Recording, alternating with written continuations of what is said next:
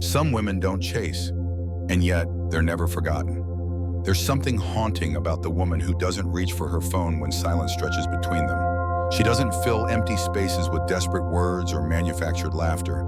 She exists in her own gravitational field, complete unto herself, and this completeness becomes the very thing that pulls others into orbit around her. But why? What ancient pattern plays out when a man encounters a woman who doesn't need him to feel whole? She moves through the world like water, present but never clinging, responsive but never reactive. This woman has done something most people spend lifetimes avoiding.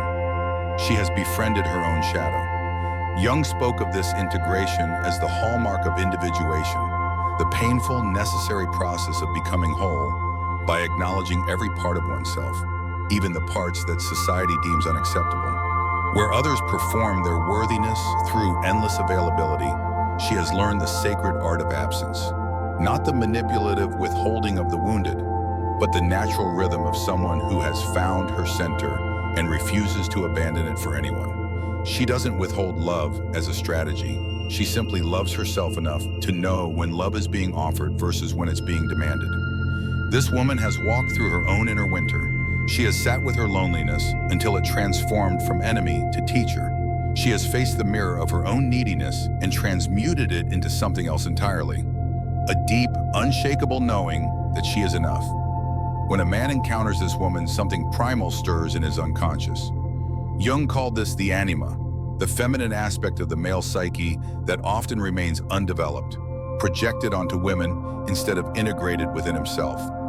Most men have learned to feel valuable through being needed, through solving problems, through the endless dance of pursuit and conquest. But she doesn't play this game. Her very presence becomes a mirror that reflects back his own inner emptiness, the parts of himself he has never learned to nurture. Where he expected to find the familiar pattern of need and fulfillment, he encounters something foreign. A woman who doesn't need him to complete her story. This triggers what psychologists call intermittent reinforcement, the most addictive pattern known to human psychology. But it's not calculated on her part. She simply has other things to do, other worlds to explore, other dimensions of herself to discover. Her attention, when it comes, feels like sunlight precisely because it's not guaranteed. The man's ego, accustomed to being central to a woman's emotional landscape, suddenly finds itself displaced. And in that displacement, paradoxically, desire is born. Not the shallow wanting of conquest, but something deeper. The recognition that here stands someone who has achieved what he himself secretly craves, inner sovereignty. Stoic philosophers understood something that modern psychology has only recently begun to validate. Attachment to outcomes is the root of suffering, but the woman who doesn't need external validation has learned this lesson in her bones. She has practiced the art of loving without grasping, of caring without controlling. This isn't the cold detachment of trauma or the defensive walls of the wounded. This is conscious detachment, the result of healing work, of shadow integration, of learning to meet her own needs so completely that anything additional feels like abundance rather than necessity. She has learned to witness her own thoughts without being controlled by them. When he doesn't call, she notices the story her mind wants to tell, about rejection, about not being enough, about what this means about her worth, and she gently sets it aside. Not through denial, but through a deeper knowing that her value exists independent of his attention. This is the difference between reaction and response.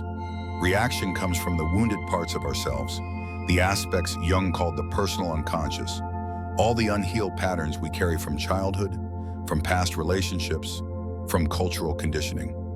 Response comes from the integrated self, the person who has done the work of becoming whole. The moment arrives when he realizes she's not playing by the rules he understands.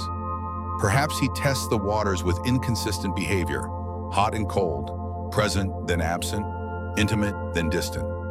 In his unconscious mind, this dance has always worked before.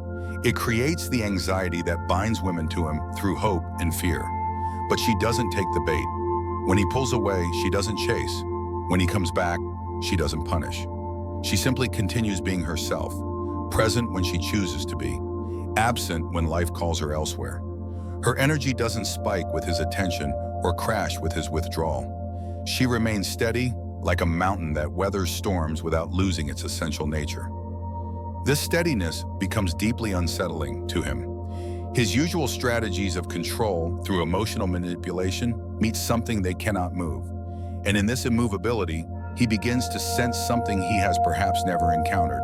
A woman who has learned to be her own source of stability. What he doesn't realize is that she has become a living mirror for his own unconscious patterns. Every time he reaches for the familiar dynamics of chase and withdrawal, her centered presence reflects back to him the emptiness of these games. She doesn't judge them, doesn't try to change them, she simply doesn't participate.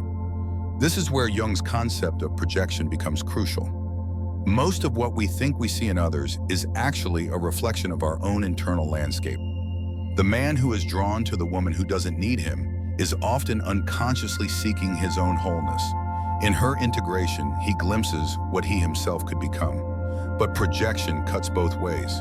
While he may see in her the inner feminine he has never developed, she sees in his pursuit not just desire for her, but his unconscious desire for the very quality she embodies, self-possession.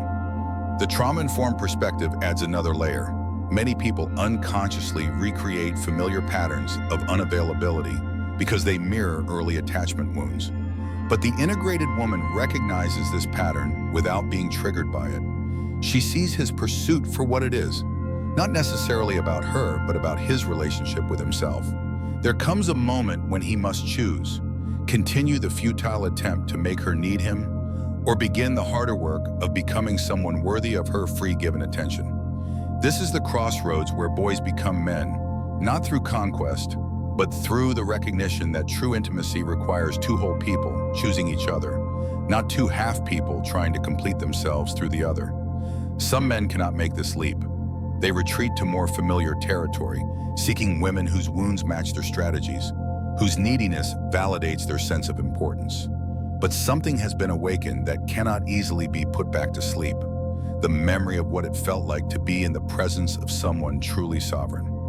Others begin the journey toward their own integration. They start to ask different questions, not how to make her need them, but how to become someone worth choosing, not how to trigger her insecurities, but how to meet her strength with strength of their own. The woman who doesn't need external validation has learned something most people never discover, that love multiplies when it's freely given and freely received. She loves from abundance, not scarcity. She gives attention as a gift, not as payment for services rendered. This shifts everything. Where others use love as currency in complex transactions of validation and control, she offers it as pure expression. When she chooses to be present, it's because she genuinely wants to be, not because she's afraid of what will happen if she's not. This authenticity becomes magnetic, not because it's rare, though it is, but because it awakens something in others that has been long dormant.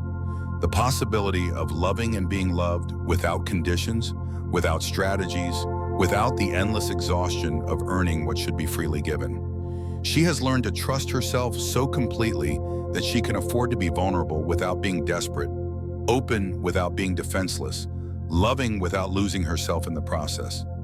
In the end, the woman who doesn't need external validation offers something more precious than her availability. She offers proof that wholeness is possible.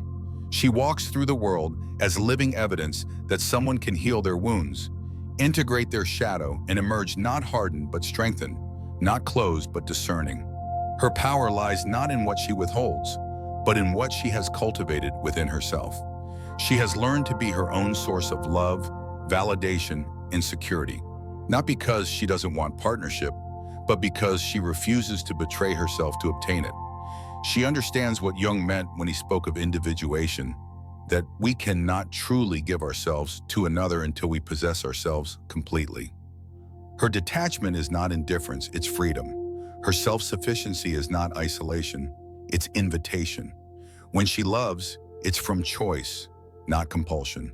When she leaves, it's from wisdom, not woundedness. When she stays, it's because her heart truly wants to be there, not because her fear demands it. The woman who walks away in silence isn't weak. She simply sees more.